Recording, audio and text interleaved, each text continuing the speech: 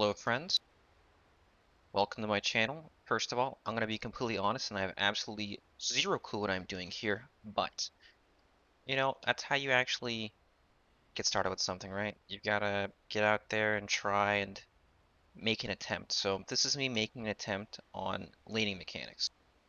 So we're going to be following the Mars here. This is actually a person who has asked questions on my stream about what they can do better in the laning phase. And this is actually the result of me giving feedback to this person after one replay. So he's playing Mars, and the average MR of this game is somewhere between Archon and Crusader, I guess. And basically what I told him in the very first game is that he should have a very high focus on pulling the creeps back towards him so that he doesn't tank so much damage from ranged support heroes. In this game he's playing against Dazzle Spectre with a Dark Willow support.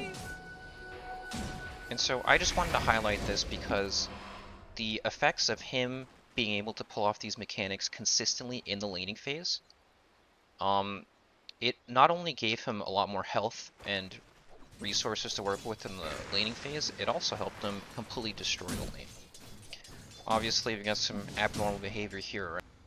There's a tri-lane starting, so we'll skim over this part, but notice what he just did right here. This is actually probably something above his current skill level, or at least that's what I would call it. Notice how on this creep wave there are two melee creeps.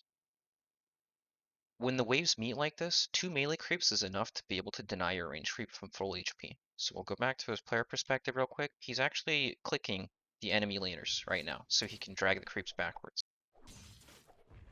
See, there it is. Aggro creeps, pull it back to his range creep, and now he's going to have the ability to not only get all the last hits, but also deny the range creep. And this is huge because this allows you to turn a winning lane into an even more dominant lane. Right? You get a free range creep deny.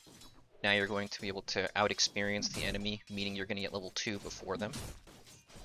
And of course, there is still a bit of some tri-lane action going on here, but you can clearly see that this concept is going to apply to every situation in which you can do it, and it's also going to apply to every lane, not only the off lane. If you can do this as a carry, it's also fantastic. If you can do it as a mid laner, perhaps when the enemy mid laner is checking the rune, this also works. So yeah, he is cheating a bit because there is a tri-lane, but I still wanted to highlight the concept of what he's trying to accomplish in the lane. He understands that these heroes cannot contest him at all. Spectre's only ability to get the range creep is a 75 damage nuke. So it's actually very easy at level 1 to prevent Spectre from being able to get the range creep. And honestly, things like this will take you much further in the laning phase just because now you're going to operate under more health, more mana because you have more uncontested CS. You're going to be able to do things like he just did here where you see how the waves completely split? They split and he's zoning the Spectre, right? So now he doesn't actually have to use mana to last hit a range creep, and he's going to be able to push the Spectre out without really having to do anything, honestly. It's just a matter of dragging creeps. So yeah, Dota's a game of inches. Every small thing propels you further and further ahead. And the more consistent you're able to capitalize on these mechanics, the better things are going to be. So we'll go to the next step. So people always ask me, what should I do better in this lane? How am I supposed to win this lane? This lane is extremely difficult. And a general guideline in probably 95% of lanes you'll ever play is pushing and pulling. And honestly, this can be applied. This is a side lane mechanic, but this applies for both offlaners and safe laners. The easiest way you're going to win a lane is by out-experiencing the enemy. Your levels take you further than 100 gold will from an extra 2 last hits. So being able to push the lane together and then being able to pull to the camps are what's going to win you the lane. And by this logic, if you're playing the weaker side, then by dealing with these camps and not allowing them to be pulled is also going to help you stabilize the lane so that you don't get completely destroyed in matchups that are super skewed against you. So From the Spectre and Dazzle perspective, they did get tri-lane, which they don't really understand that that's going to happen before the game. It's kind of just a random thing, but if they were playing a lane where they're expecting to lose, they would actually want to sentry ward their own hard camp, or prevent the enemy team from stacking this hard camp. Because if this camp ever gets stacked and the lane gets pushed out, and then they pull the stacked hard camp, there's almost no coming back from this lane. You're going to get multiple waves of creeps denied, and it's going to turn into a situation where they'll be able to pull, deny the entire wave, and then they'll be able to keep the next wave in front of their tower.